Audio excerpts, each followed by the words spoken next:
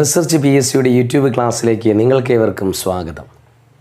ഇന്ന് നമ്മൾ നോക്കാൻ പോകുന്നത് സ്കൂൾ ടെക്സ്റ്റിലെ ഒരു പ്രധാന ഭാഗമായ നമ്മുടെ സംസ്കാരങ്ങളെക്കുറിച്ചാണ്. അതിൽ ഒരു പ്രധാന ചാപ്റ്ററാണ് സിന്ധു നദിയുടെ സംസ്കാരം, മെസപ്പൊട്ടോമിയൻ സംസ്കാരം, ഈജിപ്ഷ്യൻ സംസ്കാരം. ഇത്തരം സംസ്കാരങ്ങളിൽ സുപ്രധാനമായ സിന്ധു നദീതട സംസ്കാരം, അതിനെക്കുറിച്ചാണ് ഇന്നത്തെ ക്ലാസ്. ഈ ക്ലാസ് നിങ്ങൾ ആദ്യം മുതൽ അവസാനം വരെ ശ്രദ്ധയോടെ കേൾക്കുക. അതിനകത്തുള്ള പോയിൻറ്റ്സ് മുഴുവനും നിങ്ങൾ കുറിച്ചെടുക്കുക.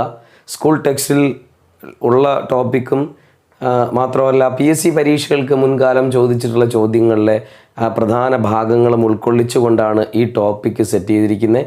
നമുക്ക് ക്ലാസ്സിലേക്ക് പ്രവേശിക്കാം.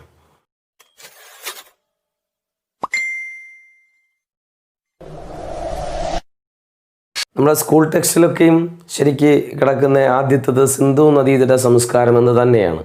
ഇതാണ് ഏറ്റവും പഴക്കം ചെന്ന സംസ്കാരം എന്നാണ് കൊടുത്തിരിക്കുന്നത്. എന്നാൽ 2001-2002 കാലഘട്ടത്ത് കണ്ടെത്തിയ ഗൾഫ് ഓഫ് കാംബട്ട് സംസ്കാരമാണ് ഇപ്പം നിലവിൽ കണ്ടെത്തിയിട്ടുള്ളതിൽ ഏറ്റവും പഴക്കം ചെന്ന സംസ്കാരം. അപ്പോൾ ഇന്ത്യയിൽ ഇതുവരെയും കണ്ടെത്തിയിട്ടുള്ളതിൽ ഏറ്റവും പഴക്കം ചെന്ന സംസ്കാരം ഏത്? ഗൾഫ് ഓഫ് കാംബട്ട് സംസ്കാരം. ഏതാണ്? ഗൾഫ് ഓഫ് കാംബട്ട് സംസ്കാരം. അപ്പോൾ ഗൾഫ് ഓഫ് കാംബട്ട് സംസ്കാരം എന്ന് പറയുന്ന BC 7500-നും മുൻപുണ്ടായിരുന്നൊരു സംസ്കാരമാണ്. ഇതിൻ്റെ കാലഘട്ടം എന്ന് പറയുന്നത് 7500 BC. അപ്പോൾ 7500 BCക്ക് മുൻപുണ്ടായിരുന്ന ഒരു സംസ്കാരമാണ് ഇത്, ഗൾഫ് ഓഫ് കാംബട്ട് സംസ്കാരം. ഈ ഗൾഫ് ഓഫ് കാംബട്ട് സംസ്കാരം സ്ഥിതി ചെയ്യുന്നത് എവിടെയെന്ന് ചോദിച്ചാൽ ഇത് ഗുജറാത്തിലാണ്. എവിടെയാണ് സ്ഥിതി ചെയ്യുന്നത്? ഗൾഫ് ഓഫ് കാംബട്ട് സംസ്കാരം സ്ഥിതി ചെയ്യുന്നത് ഗുജറാത്തിൽ. അപ്പോൾ നിങ്ങളെ കൺഫ്യൂഷനാക്കാൻ വേണ്ടി പറയുന്നതല്ല. ലോകത്തിലെ ഏറ്റവും പഴക്കം ചെന്ന സംസ്കാരം ഏത് എന്നൊരു ചോദ്യത്തിൽ ഗൾഫ് ഓഫ് കാംബട്ട് സംസ്കാരം ഉണ്ടെങ്കിൽ അത് തന്നെയാണ് നിങ്ങൾ എഴുതേണ്ടത്.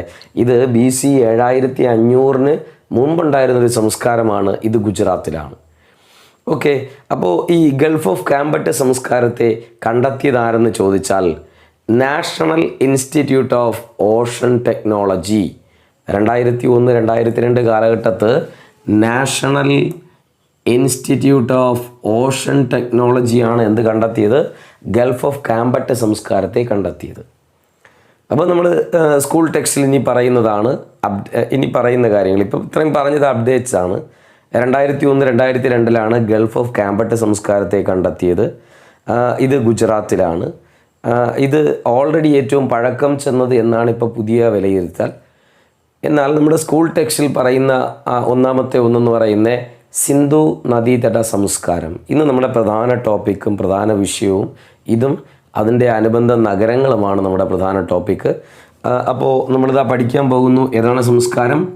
സിന്ധു നദീതട സംസ്കാരം. സിന്ധു നദീതട സംസ്കാരം. ഓക്കെ. അപ്പോൾ ഏറ്റവും സുപ്രധാനമായൊരു സംസ്കാരമാണ് സിന്ധു നദീതട സംസ്കാരം. നമ്മുടെ ഈ സിന്ധു നദിയുടെ സംസ്കാരം എന്ന് പറയുന്നത് 3000 BC 1800 BC. ഇതാണ് എൻ്റെ കാലഘട്ടം. എന്താണ് എൻ്റെ കാലഘട്ടം എന്ന് പറയുന്നത്? 3000 BC 1800 BC. ഇതാണ് സിന്ധു നദീതട സംസ്കാരത്തിൻ്റെ കാലഘട്ടം. എന്നാൽ BC എന്ന് പറയുമ്പോൾ പുറകിൽ നിന്ന് താഴോട്ടാണ് വന്നുകൊണ്ടിരിക്കുന്നത്. ഓക്കെ. അപ്പോൾ സിന്ധു നദീതട സംസ്കാരത്തിൻ്റെ കാലഘട്ടം 3000 BC 1800 BC. ഇനി നമ്മളിവിടെ ശ്രദ്ധിക്കേണ്ട കാര്യം, നമ്മുടെ സംസ്കാരങ്ങളുടെ ഈറ്റില്ലം. എന്താണ്? സംസ്കാരങ്ങളുടെ ഈറ്റില്ലം എന്നറിയപ്പെടുന്നത് നദീതടങ്ങൾ. സ്കൂൾ ടെക്സ്റ്റിലെ പ്രധാന ഭാഗമാണ്. സംസ്കാരങ്ങളുടെ ഈറ്റില്ലം എന്നറിയപ്പെടുന്നത് നദീതടങ്ങൾ. ഓക്കെ. നമ്മുടെ സിന്ധു നദീതട സംസ്കാരത്തിന് നേതൃത്വം നൽകിയതാര്? സിന്ധു നദീതട സംസ്കാരത്തിൻ്റെ ഉത്ഖനനത്തിന് നേതൃത്വം നൽകിയതാര്? അത് ജോൺ മാർഷൽ. പേരെന്താണ്? John marshal. 1901 മുതൽ 1947 വരെ ഇദ്ദേഹം അത് ശരിക്കും പുരാവസ്തു സർവേയറായിട്ടും നമ്മുടെ ഡയറക്ടർ ജനറലായിട്ട് വർക്ക് ചെയ്തു. ഏതിൻ്റെ?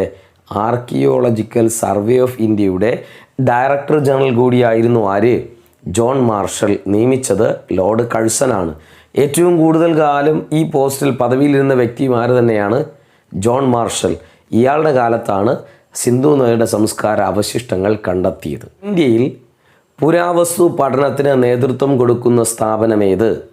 ചോദ്യം എന്താണ്? ഇന്ത്യയിൽ പുരാവസ്തു പഠനങ്ങൾക്ക് നേതൃത്വം കൊടുക്കുന്ന സ്ഥാപനമേത്?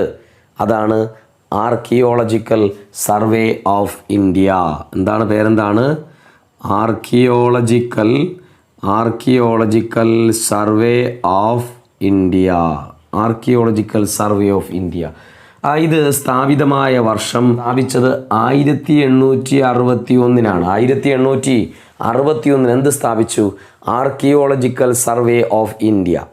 ആരാണ് ആർക്കിയോളജിക്കൽ സർവേ ഓഫ് ഇന്ത്യ സ്ഥാപിച്ചത്? അത് അലക്സാണ്ടർ കണ്ണിങ്ഹാം. എന്താണ് പേരെന്താണ്? Alexander Cunningham. അലക്സാണ്ടർ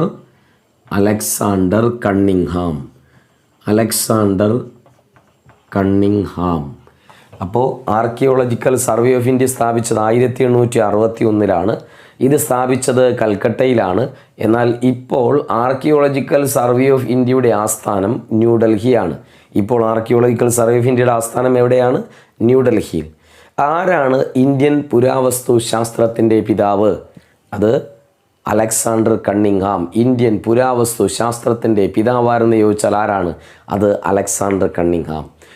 ഇത് ഇന്ത്യൻ ആർക്കിയോളജിക്കൽ സർവേ സ്ഥാപിച്ചത് ആരെന്ന് ചോദിച്ചാലും അലക്സാണ്ടർ കണ്ണിങ്ഹാം. ഇന്ത്യൻ ആർക്കിയോളജിയുടെ പിതാവാരെന്ന് ചോദിച്ചാലും അലക്സാണ്ടർ കണ്ണിങ്ഹാം. ഓക്കെ.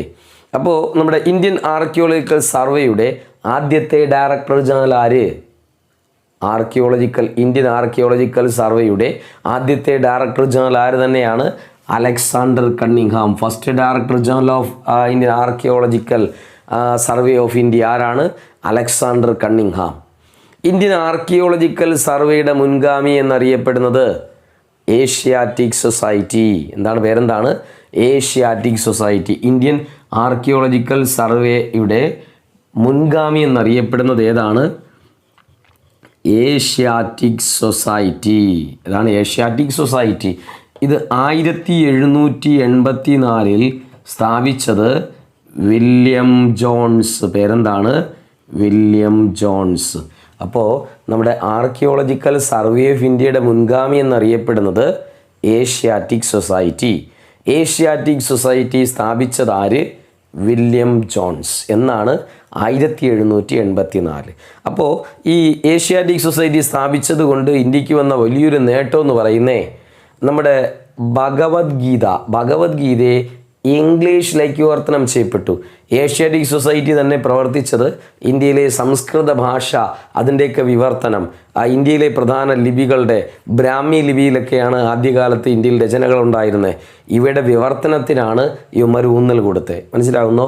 അപ്പോൾ ഇതിലെ ഒന്നാമത്തെ നേട്ടം എന്ന് പറയുന്നത് ഭഗവത്ഗീതയെ ഇംഗ്ലീഷിലേക്ക് വിവർത്തനം ചെയ്യപ്പെട്ടു. PSC ചോദ്യങ്ങളുണ്ട്. ആരാണ് ഭഗവത്ഗീതയെ ഇംഗ്ലീഷിലേക്ക് വിവർത്തനം ചെയ്തത്? അദ്ദേഹത്തിൻ്റെ പേര് ചാൾസ് വിൽക്കിൻസ്. പേരെന്താണ്? Charles Wilkins. പേരെന്താണ്? Charles Wilkins. 1785 ഈ ഏഷ്യാറ്റിക് സൊസൈറ്റിയുടെ ഭാഗമായി ചാൾസ് വിൽക്കിൻസ് ഭഗവത്ഗീതയെ ഇംഗ്ലീഷിലേക്ക് വിവർത്തനം ചെയ്തത്. ഇനി ശ്രദ്ധിക്കേണ്ടത് നമ്മുടെ ഏഷ്യാറ്റിക് സൊസൈറ്റിയുടെ ഏറ്റവും സുപ്രധാനമായ നേട്ടം എന്ത് എന്നതാണ്. ഏഷ്യാറ്റിക് സൊസൈറ്റിയുടെ ഏറ്റവും സുപ്രധാനമായ നേട്ടം ഞാൻ തൊട്ടുമുമ്പ് പറഞ്ഞ ബ്രഹ്മി ലിപിയുടെ വിവർത്തനം. ബ്രഹ്മി ലിപി വിവർത്തനം ചെയ്ത് അതേപോലെ പഴയകാല ലിപി മുൻപുണ്ടായിരുന്ന ബ്രഹ്മി ലിപി അശോകൻ്റെ ശിലാശാസനങ്ങൾ പോലും ഇങ്ങനെ വിവർത്തനം ചെയ്യപ്പെട്ടു. ഇതാണിതിൻ്റെ ആശയമെന്നും അത് യഥാർത്ഥമായതിനെ ഒന്ന് സെറ്റ് ചെയ്തു. ഭയങ്കര ഒരു നേട്ടമാണ് ബ്രഹ്മി ലിപി വിവർത്തനം ചെയ്തത്. അപ്പോൾ പ്രധാന PSC ചോദ്യം തന്നെയാണ് ആരാണ് ഈ ബ്രഹ്മി ലിപിയുടെ വിവർത്തനം സെറ്റ് ചെയ്തത്? അദ്ദേഹത്തിൻ്റെ പേരാണ് ജെയിംസ് പ്രിൻസിപ്പ്. പേരെന്താണ്? ജെയിംസ് പ്രിൻസിപ്പ്. നമ്മുടെ ശിലാലിഖിതങ്ങളൊക്കെയും വിവർത്തനം ചെയ്ത വ്യക്തിയാണ് ആര്? ജെയിംസ് പ്രിൻസിപ്പ്. പേരെന്താണ്? ജെയിംസ് പ്രിൻസിപ്പ്. ഓക്കെ. അപ്പോൾ നമ്മുടെ ആർക്കിയോളജിക്കൽ സർവേ ഓഫ് ഇന്ത്യയുടെ മുൻഗാമി എന്ന് പറയുന്ന ഏഷ്യാറ്റിക് സൊസൈറ്റി സ്ഥാപിച്ചത് വില്യം ജോൺസ് ആണ്. ഇത് വന്നതും ഒരുപാട് നേട്ടം ചെയ്തു ഇന്ത്യക്ക്. ഓക്കെ, അങ്ങനെ ബ്രഹ്മിൽ വിവർത്തനം ചെയ്യുവാൻ നേതൃത്വം കൊടുത്ത വ്യക്തിയാണ് ആര്? ജെയിംസ് പ്രിൻസിപ്പ്. നമ്മുടെ ആദ്യത്തെ പുരാവസ്തു സർവേയർ ആരെന്ന് ചോദിച്ചാൽ അത് അലക്സാണ്ടർ കണ്ണിങ്ഹാം. ചോദ്യം എന്താണ്? ആദ്യത്തെ പുരാവസ്തു സർവേയർ ആര്? അത് അലക്സാണ്ടർ കണ്ണിങ്ഹാം. ഓക്കെ, ഈ നമ്മുടെ സിന്ധു നദീതട സംസ്കാരം എന്ന പേര് നൽകിയതാര്, നിർദ്ദേശിച്ചതാര്? വേറെ ആരുമല്ല, ജോൺ മാർഷൽ. നമ്മുടെ സിന്ധു നദിയുടെ സംസ്കാരം എന്ന പേര് നിർദ്ദേശിച്ച വ്യക്തി ആരെന്ന് ചോദിച്ചാൽ ആരാണ്? John marshal. അത് നമ്മുടെ സപ്ത സൈന്ധവ ദേശം എന്നറിയപ്പെട്ടിരുന്ന, അത് സിന്ധു നദിയുടെ പ്രദേശത്തെ എന്തെന്നറിയപ്പെട്ടിരുന്നു? സപ്ത സൈന്ധവ ദേശം. എന്തെന്നാണ്? സപ്ത സൈന്ധവ ദേശം. ഓക്കെ, സിന്ധു നദിയുടെ പ്രദേശത്തെ അറിയപ്പെട്ട പേരെന്താണ്? സപ്ത സൈന്ധവ ദേശം. നമ്മുടെ സിന്ധു നദിയുടെ സംസ്കാരത്തിൻ്റെ ഉപജ്ഞേതാക്കൾ എന്നറിയപ്പെടുന്നത് ദ്രാവിഡരാണ്. ഈ സിന്ധു നദിയുടെ സംസ്കാരത്തിൻ്റെ ഉപജ്ഞേതാക്കൾ ആരാണ്? അത് ദ്രാവിഡരാണ്. ലോകത്താദ്യമായി പരുത്തി കൃഷി ഉണ്ടായിരുന്ന പ്രദേശം ഏതെന്ന് ചോദിച്ചാൽ അത് സിന്ധു നദീതട പ്രദേശം. എന്ത് കൃഷി? പരുത്തി. ഓക്കെ, സിന്ധാപീർ എന്നൊക്കെയാണ് വിളിച്ചിരുന്നത്. ഈ പരുത്തി കൃഷി ഉണ്ടായിരുന്ന പ്രദേശം ഏതാണ്? അത് സിന്ധു നദീതട പ്രദേശം. നമ്മുടെ സിന്ധു നദീതട നിവാസികൾക്ക് അറിവില്ലായിരുന്ന ഒരു ലോഹമുണ്ട്, അതിൻ്റെ പേര് ഇരുമ്പ്. അപ്പോൾ അവർക്ക് സിന്ധുതട നിവാസികൾക്ക് അറിവില്ലായിരുന്നു എന്തെന്ന്? അറിവില്ലായിരുന്നത് ഏതാണ്? സിന്ധു നദീതട നിവാസികൾക്ക് അറിവില്ലായിരുന്നു, അത് ഏതാണ്? ഇരുമ്പ്. അറിവില്ലായിരുന്ന എന്താണ്? ലോഹം. ലോഹം ഏതെന്ന് ചോദിച്ചാൽ അത് ഇരുമ്പ്. അറിവില്ലായിരുന്ന ലോഹം ഏതാണ്? ഇരുമ്പ്. അവർക്ക് അറിവില്ലായിരുന്നൊരു മൃഗമുണ്ട്, അറിവില്ലായിരുന്ന മൃഗമാണ് കുതിര. അവർക്ക് അറിവില്ലായിരുന്ന മൃഗം ഏതാണ്? കുതിര. അപ്പോൾ സിന്ധുവട നിവാസികൾക്ക് അറിവില്ലാതിരുന്ന ലോഹം ഇരുമ്പാണ്, അവർക്ക് അറിവില്ലാതിരുന്ന മൃഗം എന്ന് പറയുന്ന ഇത് കുതിരയാണ്. ഇത് സിന്ധു നദീതട നിവാസികൾ അവർക്ക് സുപരിചിതമായിരുന്ന മൃഗം, അവർക്ക് അറിവില്ലായിരുന്നതല്ല, സുപരിചിതമായിരുന്ന മൃഗമാണ് കാള. അവർക്ക് സുപരിചിതം ഏതാണ്? കാള. അവർക്ക് സുപരിചിതമായിരുന്ന മൃഗം ഏതായിരുന്നു? കാള.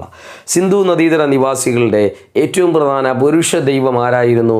അത് പശുപതി. അവരുടെ പുരുഷ ദൈവം, അവരുടെ ഏറ്റവും സുപരിചിതമായ പുരുഷ ദൈവം എന്ന് പറയുന്ന ആരാണ്? പശുപതി. ആരാണ്? പശുപതി. സിന്ധു നദീ നിവാസികളുടെ പ്രധാന ഭക്ഷ്യധാന്യം ഏതായിരുന്നു? അത് ഗോതമ്പ്. അപ്പോൾ സിന്ധു നദിയുടെ നിവാസികളുടെ പ്രധാന ഭക്ഷ്യധാന്യം ഏതാണ്? ഭക്ഷ്യധാന്യം ഗോതമ്പ്. ഒന്ന് ശ്രദ്ധയോടെ പഠിക്കണേ. ഭക്ഷ്യധാന്യം ഏതാണ്? ഗോതമ്പ്. ഇവരുടെ ഏറ്റവും പ്രധാന ആരാധനാ ദേവത ആരെന്ന് ചോദിച്ചാൽ മാതൃദേവത അഥവാ മദർ ഗോഡസ്. പേരെന്താണ്? അവരുടെ ആരാധനാ ദേവത മാതൃദേവത അല്ലെങ്കിൽ മദർ ഗോഡസ് എന്നാണ് പറയുന്നത്. അപ്പോൾ ഇത്രയും അവർക്ക് അറിവില്ലായിരുന്ന ലോഹം ഇരുമ്പ്, അറിവില്ലായിരുന്ന മൃഗം കുതിര, സുപരിചിതമായിരുന്ന മൃഗം കാള, അവരുടെ പുരുഷ ദൈവം എന്ന് പറയുന്നത് പശുപതി, അവരുടെ പ്രധാന ഭക്ഷ്യധാന്യം ഗോതമ്പാണ്, അവരുടെ ആരാധനാ ദേവത എന്ന് പറയുന്ന ആരാണ്? മദർ ഗോഡസ് അഥവാ മാതൃദേവതയായിരുന്നു. ഓക്കെ, നമ്മുടെ സിന്ധു നദീതട നിവാസികൾ എഴുതാനായിട്ട് ഒരു ലിപി ഉപയോഗിച്ചിരുന്നു. ഇതിനെ വിളിക്കുന്ന പേര് ചിത്രലിപി അല്ലെങ്കിൽ പിക്ടോഗ്രാഫിക് എന്നാണ്. എന്താണ് പേരെന്താണ്? പിക്ടോഗ്രാഫിക്. അവർ ചിത്രലിപിയാലാണ് എഴുതിയിരുന്നത്. ഇതിനെ പറയുന്ന പേര് പിക്ടോഗ്രാഫിക് എന്നാണ്. ഓക്കെ, ഇത് ബൗസ്ട്രോഫിഡൻ സ്ക്രിപ്റ്റ് എന്നും ഇതിനെ അറിയപ്പെട്ടിരുന്നു. പേരെന്താണ്? ബൗസ്ട്രോഫിഡൻ സ്ക്രിപ്റ്റ്. ബൗസ്ട്രോഫിഡൻ സ്ക്രിപ്റ്റ് എന്ന് ഏതിനറിയപ്പെട്ടിരുന്നു? ഈ ചിത്രലിപിയെ അറിയപ്പെട്ടിരുന്നു. അതുമൊന്ന് ഓർമ്മിക്കണം. ബൗസ്ട്രോഫിഡൻ സ്ക്രിപ്റ്റ് എന്നും ഇതിനെ അറിയപ്പെട്ടിരുന്നു. അതേപോലെ ഈ മെസ്സപ്പൊട്ടോമിയക്കാർ വ്യാപാരാർത്ഥം സിന്ധു നദീതട നിവാസികളെ വിളിച്ചിരുന്ന പേരാണ് മെലുഹ. അപ്പോൾ ഇവരെ വിളിച്ചിരുന്ന പേരെന്തെന്നാണ്? മെലുഹ. അപ്പോൾ സിന്ധുതട നിവാസികളെ ആരാണ്? മെസ്സപ്പൊട്ടോമിയക്കാർ വിളിച്ചിരുന്ന പേരെന്താണ്? മെലുഹ. അപ്പം മെലുഹ എന്നറിയപ്പെടുന്ന സംസ്കാരം ചോദിച്ചാലോ? സിന്ധു നദീതട സംസ്കാരം. ഇനി ഈ നദികൾക്കിടയിലെ രാജ്യമാണ് ഏത്? Mesopotamia. Okay, land between the reverse എന്നാണ് അറിയപ്പെടുന്നത്. ഏതൊക്കെയാണ് നദി? യൂഫ്രട്ടീസും ടൈഗ്രീസും ഇതിന് ഇടയിലാണ് ഏത്? മെസ്സപ്പൊട്ടോമിയ. ഓക്കെ, നമുക്ക് മെസ്സപ്പൊട്ടോമിയ സംസ്കാരം സെപ്പറേറ്റ് പഠിക്കാം. സിന്ധു നദിയുടെ സംസ്കാരത്തിലെ ഏറ്റവും പ്രധാന സവിശേഷത എന്ത്? സ്കൂൾ ടെക്സ്റ്റിലെ പ്രധാന മർമ്മമായിട്ട് കൊടുത്തിട്ടുള്ളതാണ്. സിന്ധു നദീതര സംസ്കാരത്തിലെ ഏറ്റവും പ്രധാനപ്പെട്ട സവിശേഷത നഗര ആസൂത്രണം, നഗരവൽക്കരണം. അപ്പോൾ സിന്ധു നദീതര സംസ്കാരത്തിലെ ഏറ്റവും പ്രധാന സവിശേഷത നഗരാസൂത്രണം, നഗരവൽക്കരണം. മറക്കരുത്. നമ്മുടെ സിന്ധു നദീതര സംസ്കാരത്തെക്കുറിച്ച് ആദ്യമായി പരാമർശം നടത്തിയ വ്യക്തിയാണ് ചാൾസ് മേസൺ. ഈ സിന്ധു നദീതര സംസ്കാരത്തെക്കുറിച്ച് ആദ്യമായി പരാമർശം നടത്തിയ വ്യക്തി ആരെന്ന് ചോദിച്ചാൽ അത് 1842 ചാൾസ് മേസൺ. അപ്പോൾ സിന്ധുവിടെ സംസ്കാരത്തെക്കുറിച്ച് ആദ്യമായൊരു പരാമർശം വന്നത് 1842 എന്നാൽ സംസ്കാരം കണ്ടെത്തിയത് 1921 ഓക്കെ, ഇതിനെക്കുറിച്ച് ആദ്യമായി പരാമർശിച്ച വ്യക്തിയാണ് ആര്? Charles Mason. നമ്മുടെ സിന്ധു നദീതര നിവാസികൾ ആഭരണം നിർമ്മിക്കാൻ ഉപയോഗിച്ചിരുന്ന ഒരു ലോഹമുണ്ട്, കൂട്ടുലോഹം. ആഭരണങ്ങൾ നിർമ്മിക്കാൻ ഉപയോഗിച്ചിരുന്ന കൂട്ടുലോഹത്തിൻ്റെ പേരാണ് ഇലക്ട്രം. അവരുപയോഗിച്ചിരുന്ന കൂട്ടുലോഹം ഏതാണ്? കൂട്ടുലോഹം ഇലക്ട്രം. പേരെന്താണ്? ഇലക്ട്രം. അതിലുൾപ്പെടുന്നത് സ്വർണം പ്ലസ് വെള്ളി. അപ്പോൾ ഉപയോഗിച്ചിരുന്ന ആഭരണങ്ങൾ നിർമ്മിക്കാൻ ഉപയോഗിച്ചിരുന്ന ലോഹം ഏതാണ്? ഇലക്ട്രം. കണ്ടോ, സ്വർണം അന്നേ അറിവില്ലായിരുന്നത് ഏതായിരുന്നു? അവർക്ക് ഈ ഇരുമ്പിനെക്കുറിച്ച് അജ്ഞാതമായിരുന്നു. സ്വർണവും വെള്ളിയും അവർക്കറിയാമായിരുന്നു. അങ്ങനെ കൂട്ടിച്ചേർത്ത് അവർ ഇലക്ട്രം ഉപയോഗിച്ചിരുന്നു. സിന്ധു നദീതര നിവാസികൾക്ക് അപരിചിതമായിരുന്ന ഒരു കാർഷിക വിളവുണ്ടായിരുന്നു. നമ്മൾ നേരത്തെ പഠിച്ചു, അവർക്ക് അറിവില്ലായിരുന്ന ഒരു കാർഷിക വിളയുണ്ടായിരുന്നു, അതാണ് കരിമ്പ്. അറിവില്ലായിരുന്ന കാർഷിക വിള ഏതാണ്? കരിമ്പ്. ഓക്കെ, അപ്പോൾ നിവാസികൾക്ക് അറിവില്ലായിരുന്ന കാർഷിക വിള കരിമ്പ്, അറിവില്ലായിരുന്ന ലോഹം ഇരുമ്പ്, അറിവില്ലായിരുന്ന മൃഗം കുതിര. സിന്ധു നദീതര നിവാസികൾ അളവ് തൂക്കങ്ങൾക്ക് വേണ്ടി ഉപയോഗിച്ചിരുന്ന ഒരു സംഖ്യാ സമ്പ്രദായമാണ് ഉപയോഗിച്ചിരുന്നത്. അവരുപയോഗിച്ചിരുന്ന സംഖ്യ എന്ന് പറയുന്നത് 16. അളവ് തൂക്കങ്ങൾക്ക് വേണ്ടി അവരുപയോഗിച്ചിരുന്ന ഒരു സംഖ്യ എന്ന് പറയുന്നത്, ഗണിതത്തിന് വേണ്ടി അവർ ഉപയോഗിച്ചിരുന്ന ഒരു സംഖ്യ 16. നമ്മുടെ സിന്ധു നദീതര നാഗരികതയുടെ അവശിഷ്ടങ്ങൾ കണ്ടെത്തിയ അംബാല, സിന്ധു നദീതര നാഗരികളുടെ അവശിഷ്ടം കണ്ടെത്തിയ അംബാല ഏത് സംസ്ഥാനത്താണ്? അംബാല പഞ്ചാബിലാണ്. ഇതാണ് സ്ഥലം. അംബാല പഞ്ചാബിലാണ്. അംബാല സ്ഥിതി ചെയ്യുന്നത് പഞ്ചാബിലാണ്. അപ്പോൾ സിന്ധുവിൻ്റെ നിവാസികളുടെ അവശിഷ്ടം കണ്ടെത്തിയ അംബാല സ്ഥിതി ചെയ്യുന്നത് എവിടെയെന്ന് ചോദിച്ചാൽ അത് പഞ്ചാബിലാണ്. നമ്മുടെ സിന്ധു നദീതര നാഗരികതയുടെ അവശിഷ്ടം കണ്ടെത്തിയ കത്തിയവാട്, PSC പ്രീവിയസ് ആണ്. അംബാലയും കത്തിയവാടും PSC പ്രീവിയസ് ആണ്. കത്തിയവാട് സ്ഥിതി ചെയ്യുന്നതും എവിടെയാണ്? ഗുജറാത്തിലാണ്. അപ്പോൾ സിന്ധു നദീതര നാഗരിക സംസ്കാരത്തിൻ്റെ അവശിഷ്ടം കണ്ടെത്തിയ അംബാലയും അംബാല പഞ്ചാബിലാണ്. കത്തിയവാട് എവിടെയാണ്? അത് ഗുജറാത്തിലാണ്. കത്തിയവാട് എവിടെയാണ്? അത് ഗുജറാത്ത്. ഓക്കെ, അപ്പോൾ ഇത് സിന്ധു നദീതര നാഗരിക അവശിഷ്ടം കണ്ടെത്തിയ അംബാല പഞ്ചാബിലും കത്തിയവാട് ഗുജറാത്തിലും. സിന്ധു നദീതര നിവാസികൾ ഏറ്റവും കൂടുതലായി ഉപയോഗിച്ചിരുന്ന ലോഹം ഏത്? ഏറ്റവും കൂടുതലായിട്ട് ചെമ്പാണ് ഉപയോഗിച്ചിരുന്നത്. അവർ ഏറ്റവും കൂടുതലായി ഉപയോഗിച്ചിരുന്ന ആ ലോഹം ഏതെന്ന് ചോദിച്ചാൽ അത് ചെമ്പ്, കോപ്പറാണ് ഉപയോഗിച്ചിരുന്നത്. ഏറ്റവും കൂടുതലായിട്ട് ഉപയോഗിച്ചിരുന്ന ലോഹം ഏതാണ്? ചെമ്പ്. ഈ ചെമ്പും വെളുത്തീയവും കൂടെ കൂട്ടിച്ചേർത്ത് ഇവർ എന്തുണ്ടാക്കിയിരുന്നു? വെങ്കലമുണ്ടാക്കിയിരുന്നു.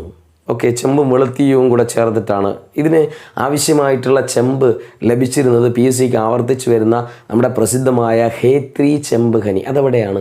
അത് രാജസ്ഥാനാണ്. ഏതാണ് ചെമ്പ് ഖനിയുടെ പേരെന്താണ്? ഖേത്രി ചെമ്പ് ഖനി എവിടെയാണ്?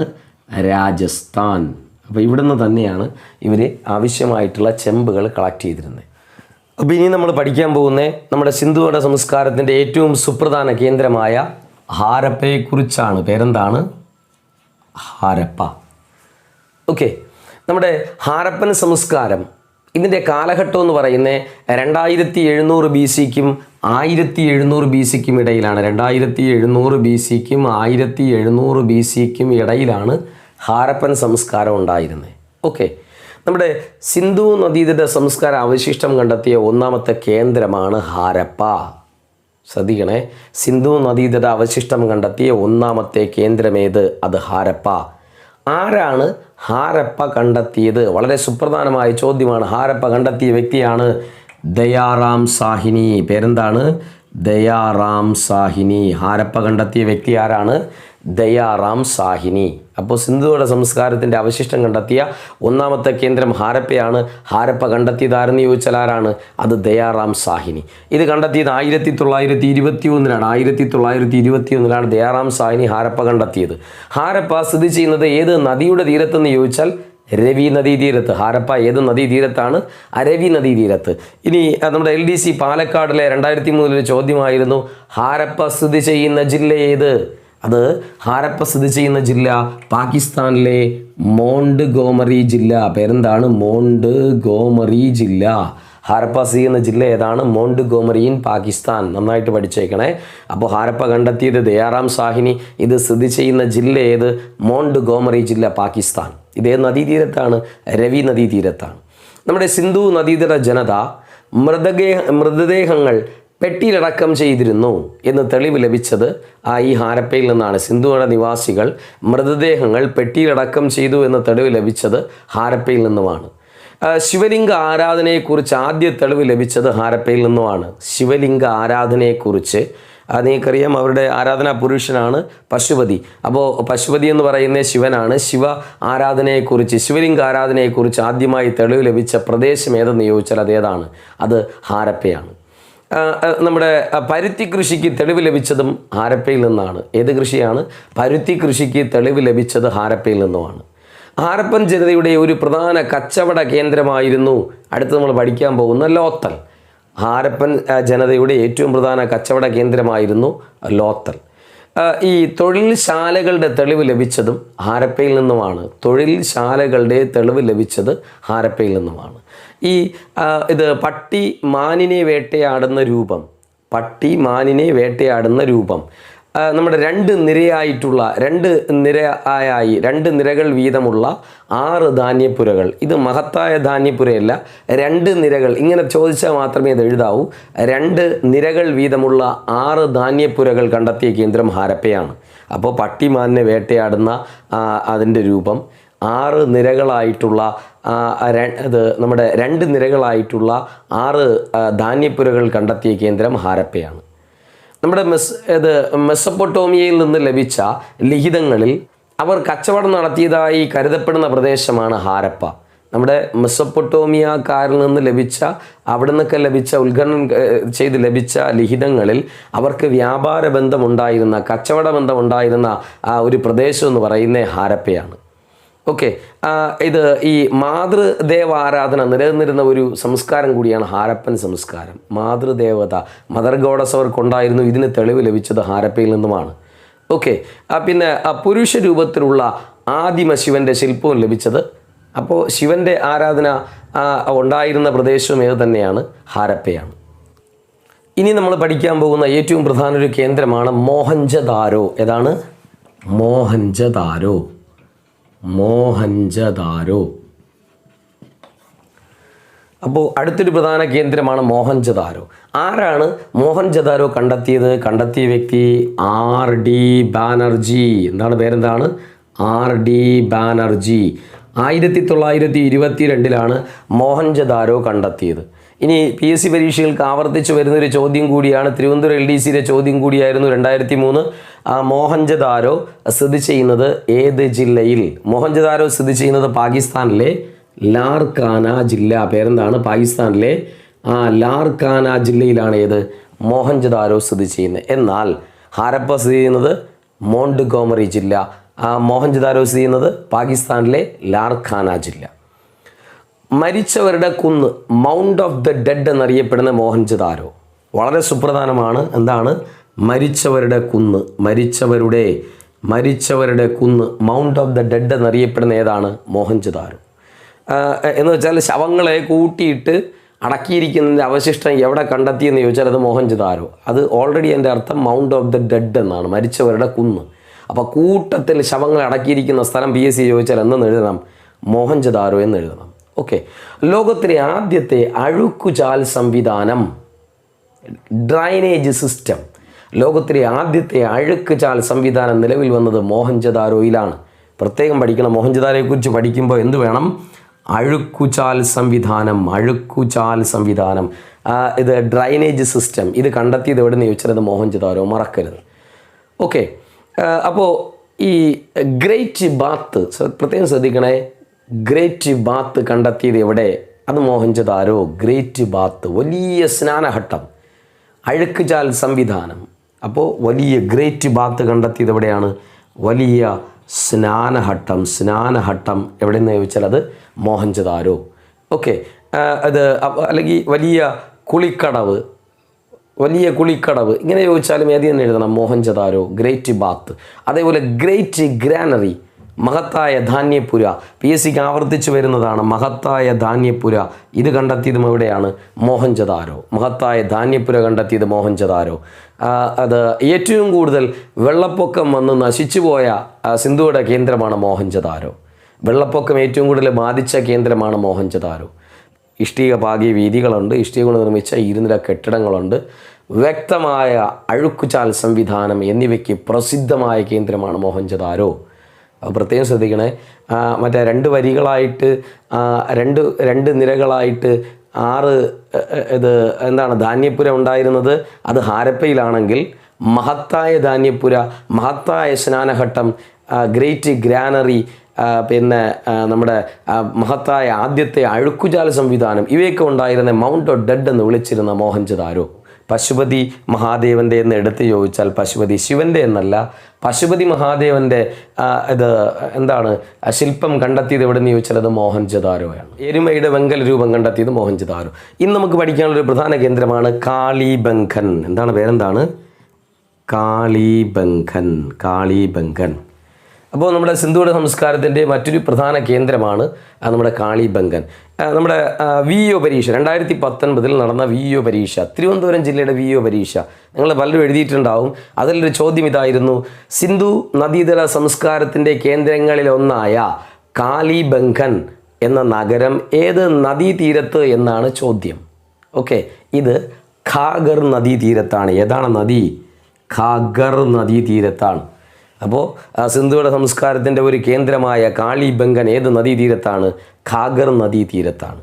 ഓക്കെ, ആരാണ് കാളിബംഗൻ കണ്ടെത്തിയത്? കണ്ടെത്തിയ വ്യക്തി BB ലാൽ. പേരെന്താണ്? BB ലാൽ. എന്ത് കണ്ടെത്തി?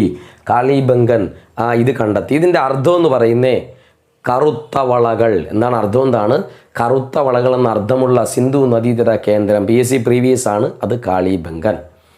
നമ്മുടെ ഒട്ടകത്തിൻ്റെ ഫോസിലുകൾ കണ്ടെത്തിയ കേന്ദ്രമേന്ന് ചോദിച്ചാലും അത് കാളിബംഗൻ. ഉഴുതുമറിച്ച നിലങ്ങൾ വളരെ പ്രധാനമാണ്. ഉഴുതുമറിച്ച നിലങ്ങളുടെ അവശിഷ്ടം കണ്ടെത്തിയ സിന്ധു നദീതട കേന്ദ്രവും കാളിബംഗൻ. ഓൾറെഡി ഇതിൻ്റെ അർത്ഥം എന്താണ്? ബ്ലാക്ക് ബാംഗിൾസ്, കറുത്ത വളകൾ എന്ന അർത്ഥം വരുന്ന സിന്ധു നദീതട കേന്ദ്രമേത്? PSC previous. കറുത്ത വളകൾ എന്ന അർത്ഥമുള്ള സിന്ധു നദീതട കേന്ദ്രമാണ് കാളിബംഗൻ. ഓക്കെ, എല്ലാ വീടുകളിലും ഒരു കിണർ വീതം എന്ന സംവിധാനം ഉണ്ടായിരുന്ന സിന്ധു നദീതട കേന്ദ്രമാണ് കാളിബംഗൻ. ഓക്കെ, അതേപോലെ തീകുണ്ടത്തിൻ്റെ അവശിഷ്ടം കണ്ടെത്തിയ സിന്ധുവിടെ കേന്ദ്രമാണ് കാളിബംഗൻ. ഓക്കെ, പിന്നെ ഉഴവുചാൽ, ഉഴുതുമറിച്ച നിലങ്ങളാണെങ്കിൽ പിന്നെ ഉഴവുചാൽ അവിടെ ഉണ്ടാവുമല്ലോ. കണ്ടെത്തിയ സിന്ധു നദീതട കേന്ദ്രമാണ് കാളിബംഗൻ. അപ്പോൾ ഉഴുതുമറിച്ച നിലങ്ങൾ, കറുത്ത വളകൾ എന്ന അർത്ഥമുള്ള സിന്ധു നദിയുടെ കേന്ദ്രമാണ് കാളിബംഗൻ. ഇത് കണ്ടെത്തിയത് BB ലാൽ. ഇനി നമുക്ക് പഠിക്കാനുള്ളൊരു പ്രധാന കേന്ദ്രമാണ് ലോത്തൽ. ഏതാണ് കേന്ദ്രം? ലോത്തൽ. ഒരു സുപ്രധാന കേന്ദ്രമാണ് ലോത്തൽ. ഓക്കെ, നമ്മുടെ സബർമതിയുടെയും സോഗുവായുടെയും സംഗമസ്ഥാനത്ത് സ്ഥിതി ചെയ്യുന്ന സിന്ധു നദീതട കേന്ദ്രം ഏത്? PSC പ്രീവിയസ് ആണേ. എന്താണ് ചോദ്യം? എന്താണ്? സബർമതിയുടെയും സോഗുവ നദിയും സന്ധിക്കുന്ന സ്ഥാനത്ത്, സംഗമ സ്ഥാനത്ത് സ്ഥിതി ചെയ്യുന്ന സിന്ധു നദിയുടെ കേന്ദ്രം ഏതെന്ന് ചോദിച്ചാൽ അതേതാണ്? അത് ലോത്തൽ. ചെസ് എന്ന വിനോദം അത് കളി ഉണ്ടായിരുന്നു എന്നതിന് തെളിവ് അതിൻ്റെ അവശിഷ്ടം കണ്ടെത്തിയ കേന്ദ്രമാണ് ലോത്തൽ. ചെസ് എന്ന വിനോദത്തിൻ്റെ അവശിഷ്ടം കണ്ടെത്തിയ കേന്ദ്രമാണ് ആ ലോത്തൽ. ഓക്കെ, ഇനി നമ്മുടെ നെൽകൃഷി ഉണ്ടായിരുന്നു. നെൽകൃഷി ഓൾറെഡി ഗോതമ്പ് ഹാരപ്പക്കാർക്കാണെങ്കിൽ നെൽകൃഷിയുടെ തെളിവ് ലഭിച്ച സിന്ധുവിടെ കേന്ദ്രമാണേത്? ലോത്തലുമുണ്ട്, റാങ്പൂർ. എന്താണ് സ്ഥലത്തിൻ്റെ പേരെന്താണ്? ലോത്തലുമുണ്ട്, റാങ്പൂറും ഉണ്ട്. ഇത് രണ്ടും ഗുജറാത്തിലാണ്, മനസ്സിലാവുന്നു. അപ്പോൾ നെൽകൃഷി ഉണ്ടായിരുന്നു ഗുജറാത്തിൽ, ലോത്തലിലും ഉണ്ടായിരുന്നു. എവിടെയുണ്ട്? റാങ്പൂരിലും ഉണ്ടായിരുന്നു നെൽകൃഷി. അതേപോലെ കടൽ വഴിയുള്ള പ്രധാന വാണിജ്യ കേന്ദ്രം ലോത്തലാണ്. കടൽ മാർഗമുള്ള പ്രധാന സിന്ധുതടത്തിലെ വാണിജ്യ കേന്ദ്രം ഏതെന്ന് ചോദിച്ചാൽ അത് ലോത്തലാണ്. നമ്മുടെ മുത്തുകൾ നിർമ്മാണത്തിന് പ്രസിദ്ധമായ അതിന് തെളിവുകൾ ലഭിച്ച സ്ഥലം ലോത്തലാണ്. പ്രത്യേകം ശ്രദ്ധിക്കണേ, മുത്തുകൾ അതിൻ്റെ മുത്ത് നിർമ്മാണത്തിനുള്ള തെളിവുകൾ ലഭിച്ചത് ലോത്തലാണ്. എന്നാൽ മുത്തു നിർമ്മാണത്തിന് പ്രസിദ്ധമായ നഗരം ചോദിച്ചാൽ ചാൻഹുദാരോ. മുത്തുകളുടെ നിർമ്മാണത്തിന് പ്രസിദ്ധമായ നഗരം ഏതെന്ന് ചോദിച്ചാൽ ചാൻഹുദാരോ. എന്നാൽ മുത്തുകളുടെ നിർമ്മാണമുണ്ട് എന്ന് തെളിവ് ലഭിച്ചത് ലോത്തലിൽ നിന്ന്. ഓക്കെ, അപ്പോൾ ലോത്തൽ ഇത് ഗുജറാത്തിലാണ്. ലോത്തൽ ഇത് കണ്ടെത്തിയത് SR റാവു. ലോത്തൽ കണ്ടെത്തിയത് ആരാണ്? SR റാവു. ലോത്തൽ കണ്ടെത്തിയ വ്യക്തി SR റാവു. ഈ കളിമണ്ണിൽ തീർത്ത കപ്പലിൻ്റെ അവശിഷ്ടം കണ്ടെത്തിയ സിന്ധു നദിയുടെ കേന്ദ്രം അത് ലോത്തലാണ്. എന്താണ്? കളിമണ്ണിൽ തീർത്ത കപ്പലിൻ്റെ അവശിഷ്ടം കണ്ടെത്തിയത് അത് ലോത്തലിലാണ്. സിന്ധു നദികൾ എന്ന നിവാസികളുടെ പ്രധാന വ്യാപാര കേന്ദ്രം ഞാൻ പറഞ്ഞു, അത് ലോത്തലാണ്. സിന്ധു നദിയുടെ നിവാസികളുടെ പ്രധാന വ്യാപാര കേന്ദ്രം ഏതെന്ന് ചോദിച്ചാൽ ഏതാണ്? അത് ലോത്തൽ. നമ്മുടെ സിന്ധു നദീതട ജനത സ്ത്രീയെയും പുരുഷനെയും ഒരുമിച്ചടക്കം ചെയ്തതിൻ്റെ തെളിവ് കിട്ടിയതും ലോത്തലിൽ നിന്നാണ്. ഇവരെ ഒരുമിച്ചടക്കം ചെയ്തത് ലോത്തലിലാണ്. ഈ മനുഷ്യ നിർമ്മിത തുറമുഖം കണ്ടെത്തിയ സിന്ധു നദിയുടെ കേന്ദ്രം ഏതെന്ന് ചോദിച്ചാലും ലോത്തലാണ്. മനുഷ്യ നിർമ്മിത തുറമുഖം കണ്ടെത്തിയ സിന്ധു നദീതട കേന്ദ്രം ഏത്? അത് ലോത്തൽ. നമ്മുടെ കപ്പലിൻ്റെയും ബോട്ടിൻ്റെയും ഓൾറെഡി കപ്പലിൻ്റെ അവശിഷ്ടം കണ്ടെത്തിയിട്ടുള്ള കേന്ദ്രം ഏതെന്ന് ചോദിച്ചാൽ ലോത്തലാണ്. കപ്പലിൻ്റെയും ബോട്ടിൻ്റെ അവശിഷ്ടം കണ്ടെത്തിയ കേന്ദ്രം ഏതെന്ന് ചോദിച്ചാലും അത് ഏതാണ്? അത് ലോത്തലാണ്. ഇനി മറ്റു പ്രധാന സ്ഥലങ്ങൾ കൂടെ ഉണ്ട് ഇതുമായി ബന്ധപ്പെട്ട് പ്രധാനമായിട്ട് പഠിക്കാൻ. 1-2 PSC ചോദ്യങ്ങളും മറ്റ് അനുബന്ധ കാര്യങ്ങളും മാത്രമേ ഉള്ളൂ ഇനി പറയാനുള്ളത്. നമ്മുടെ ബാർലി കൃഷിയുമായി ബന്ധപ്പെട്ട സിന്ധു നദിയുടെ കേന്ദ്രമാണ് ബൻവാലി. എന്ത് കൃഷിയാണ്? ബാർലി കൃഷി. അപ്പോൾ ബാർലി കൃഷിക്ക് പ്രസിദ്ധമായ ബൻവാലി ഇത് സ്ഥിതി ചെയ്യുന്നത് ഹരിയാന. ബൻവാലി എവിടെയാണ് സ്ഥിതി ചെയ്യുന്നത്? ഹരിയാന. ബാർലി കൃഷിക്ക് പ്രസിദ്ധമാണ് ഏത്? ബൻവാലി. ഇത് RS ബിഷ്താണ് ഇത് കണ്ടെത്തിയത്. ആരാണ് കണ്ടെത്തിയത്? RS ബിഷ്താണ് ബൻവാലി ഹരിയാന കണ്ടെത്തി. ഇത് ഹഗ്ഗർ നദീതീരത്ത് തന്നെയാണ്. ബൻവാലി ഹരിയാന ഹഗ്ഗർ നദീതീരത്താണ്. ഓക്കെ, ഇനി മറ്റൊരു പ്രധാന ഒന്നാണ് ചാൻഹുദാരോ. പേരെന്താണ്? ചാൻഹുദാരോ. സിന്ധു നദിയുടെ തീരത്താണ് ഈ ചാൻഹുദാരോ കണ്ടെത്തിയത്. MG മജുംദാർ ആണ്. പേരെന്താണ്? MG മജുംദാർ ആണ്. ചാൻഹുദാരോ എവിടെയാണ്? ചാൻഹുദാരോ പാകിസ്ഥാൻ. ചാൻഹുദാരോ പാകിസ്ഥാനിലാണ്. മജുംദാർ കണ്ടെത്തി. അതേപോലെ മറ്റൊരു സിന്ധു നദിയുടെ കേന്ദ്രമാണ് രൂപാർ. ഇത് സത്ലജ് നദീ തീരത്താണ്. രൂപാർ YD ശർമ്മ കണ്ടെത്തിയതാണ്. രൂപാർ ഏതാണ്? രൂപാർ സത്ലജ് നദിയിലാണ്. ഇത് സ്ഥിതി ചെയ്യുന്ന സംസ്ഥാനം എന്ന് പറയുന്നത് പഞ്ചാബ്. രൂപാർ എവിടെയാണ്? രൂപാർ പഞ്ചാബ്. അതുപോലെ മനുഷ്യനെയും നായയെയും ഒരുമിച്ചടക്കം ചെയ്തത് രൂപാറിലാണ്. മനുഷ്യനെയും നായയെയും ഒരുമിച്ചടക്കം ചെയ്ത കേന്ദ്രം അത് രൂപാറാണ്. അതേപോലെ മറ്റൊരു പ്രധാന കേന്ദ്രമാണ് ആലംഗീർപൂർ. ഏതാണ്? സിന്ധുവട പ്രദേശത്തിലെ മറ്റൊരു പ്രധാന കേന്ദ്രം ആലംഗീർപൂർ. ഇത് ഉത്തർപ്രദേശിലാണ്. ആലംഗീർപൂർ സ്ഥിതി ചെയ്യുന്നത് ഉത്തർപ്രദേശിലാണ്. ഒരു സിന്ധുവട സംസ്കാര കേന്ദ്രമാണ് ആലംഗീർപൂർ, ഉത്തർപ്രദേശിൽ. ഇതും YD ശർമ്മയാണ് കണ്ടെത്തിയത്. ആരാണ് കണ്ടെത്തിയത്? YD ശർമ്മ. നമ്മുടെ സിന്ധു നദിയുടെ സംസ്കാരത്തിലെ നഗരങ്ങളിൽ അവസാനമായി കണ്ടെത്തിയത് എന്താണ്? ചോദ്യം എന്താണ്? സിന്ധു നദീതട സംസ്കാരത്തിലെ നഗരങ്ങളിൽ അവസാനമായി കണ്ടെത്തിയതായി കരുതപ്പെടുന്ന കേന്ദ്രമാണ് ധോളാവീര. ഏതാണ് കേന്ദ്രം? ധോളാവീര. ഇത് ഗുജറാത്തിലാണ്. ധോളാവീര ഇതെവിടെയാണ്? ഗുജറാത്തിലാണ്. അപ്പോൾ സിന്ധുവട സംസ്കാരത്തിൽ അവസാനമായി കണ്ടെത്തിയൊരു കേന്ദ്രമാണ് ധോളാവീര. ഇത് ഗുജറാത്ത്. കണ്ടെത്തിയത് RS ബിഷ്താണ്. 1991 90 ഉദ്ഖനനം ആരംഭിച്ചു. 91 കണ്ടെത്തി. ധോളാവീര ഇത് ഗുജറാത്തിലാണ്. കണ്ടെത്തിയ ആൾ RS ബിഷ്ത്. പേരെന്താണ്? RS ബിഷ്ത്. ഇവിടുത്തെ ഏറ്റവും പ്രധാന പ്രത്യേകത എന്ന് പറയുന്നത് സൂചന ബോർഡുകളുടെ തെളിവ് ലഭിച്ച ഒരു കേന്ദ്രമാണ് ഏത്? ധോളാവീര. സൂചന ബോർഡുകളുടെ തെളിവ് ലഭിച്ച കേന്ദ്രം ഏതെന്ന് ചോദിച്ചാൽ അത് ധോളാവീര. ഇത് ഗുജറാത്തിലാണ്. കണ്ടെത്തിയത് RS ബിഷ്ത്. ഇതാണ് അവസാനമായി കണ്ടെത്തിയ സിന്ധു നദീതട കേന്ദ്രം. 1991 RS ബിഷ്ത് ഇത് കണ്ടെത്തിയത്. ഇനി കണ്ടെത്തിയ മറ്റൊരു കേന്ദ്രം എന്ന് പറയുന്നത് ഷോർട്ട് ഗായ്. സ്കൂൾ ടെക്സ്റ്റിലുള്ള ഒരു പദമാണ് ഷോർട്ട് ഗായ്. ഈ സ്ഥിതി ചെയ്യുന്ന രാജ്യം എന്ന് പറയുന്നത് അഫ്ഗാനിസ്ഥാനാണ്. അപ്പോൾ സിന്ധു നദിയുടെ അവശിഷ്ടം കണ്ടെത്തിയ ഷോർട്ട് ഗായ് സ്ഥിതി ചെയ്യുന്നത് ഇവിടെ അഫ്ഗാനിസ്ഥാൻ. അതേപോലെ സിന്ധുവയുടെ അവശിഷ്ടം കണ്ടെത്തിയ സുക്ത ജന്തോർ ഇത് പാകിസ്ഥാനിലാണ്. ഓക്കെ. സുക്ത ജന്തോർ സ്ഥിതി ചെയ്യുന്നത് പാകിസ്ഥാനിലാണ്. അപ്പോൾ ഇത്രയും തന്നെയാണ്, ഇതൊക്കെ തന്നെയാണ് സിന്ദൂർ നമസ്കാരം. അപ്പോൾ ഈ ക്ലാസ് നിങ്ങൾക്ക് ഇഷ്ടപ്പെട്ടു എന്ന് കരുതുന്നു. നന്നായിട്ട് പഠിക്കുക, എല്ലാം എഴുതിയെടുത്ത് പ്രത്യേകിച്ച് നോക്കി പഠിക്കുക. സ്കൂൾ ടെക്സ്റ്റുമായി കൃത്യമായി ഒത്തുപോകുന്ന സിലബസാണ്. പിന്നെ ഈ ക്ലാസ് നിങ്ങൾക്ക് ഇഷ്ടപ്പെട്ടുവെങ്കിൽ ലൈക്ക് ചെയ്യുക, മറ്റുള്ളവരിലേക്ക് അറിവെത്തിക്കുവാൻ ഇതിനെ ഒന്ന് ഷെയർ ചെയ്യുക. ഇനിയും കാണുന്നവരിൽ ആരെങ്കിലും സബ്സ്ക്രൈബ് ചെയ്യുവാനുണ്ടെങ്കിൽ എത്രയും വേഗം സബ്സ്ക്രൈബ് ചെയ്യുക. അതിലെ ബെൽ ബട്ടൺ ഓൾ എന്നത് എനേബിൾ ചെയ്യുക. ഞങ്ങൾ ഇടുന്ന വീഡിയോസ് ഉടൻ തന്നെ നിങ്ങൾക്ക് ലഭിക്കുന്നതായിരിക്കും. അപ്പോൾ അടുത്ത ക്ലാസ് വരെയും ബൈ.